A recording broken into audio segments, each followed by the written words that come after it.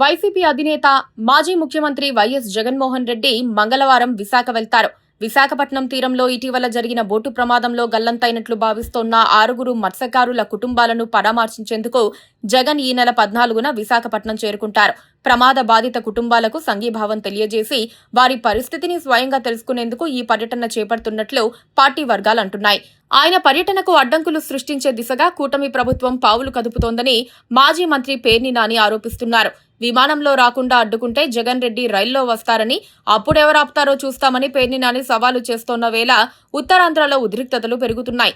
జగన్ వచ్చి బాధిత జాలర్ల కుటుంబాలను పరామర్శించేందుకు చేస్తున్న ఏర్పాట్లను వైసీపీ పర్యవేక్షిస్తోన్న వేళ వాళ్లంతా మొసలి కన్నీరు కార్చుతున్నారని టీడీపీ వర్గాలు ఎదురుదాడి చేస్తున్నాయి.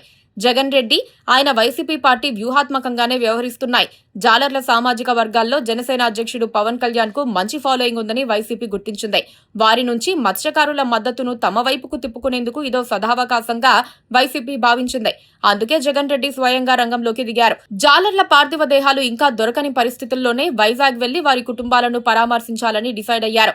4 మంచి మాటలతో ధైర్యం చెప్పడమే కాకుండా ఎంతో కొంత ఆర్థిక సాయం చేయాలని వైసీపీ డిసైడ్ అయ్యింది.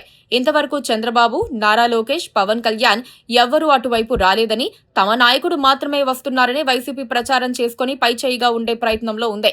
కూటమి ఓటు బ్యాంకును కొల్లగొట్టడమే వైసీపీ ధ్యేయంగా కనిపిస్తోంది. పైగా చంద్రబాబు ప్రభుత్వ ఉదాసీన వైఖరిని ఎండగట్టడమే ధ్యేయంగా జగన్ పర్యటన సాగుతుందని చెబుతున్నారు.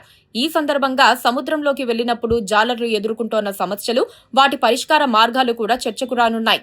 జాలర్ల కుటుంబాలను పరామర్శించేందుకు జగన్ రెడ్డి వెళ్తున్నప్పటికీ ఆయనకు చంద్రబాబే అసలు టార్గెట్. 2014 నుంచి చంద్రబాబుకి జగన్ కి మధ్య ఏపీ వేదికగా రాజకీయంగా భీకర సమరం సాగుతోంది.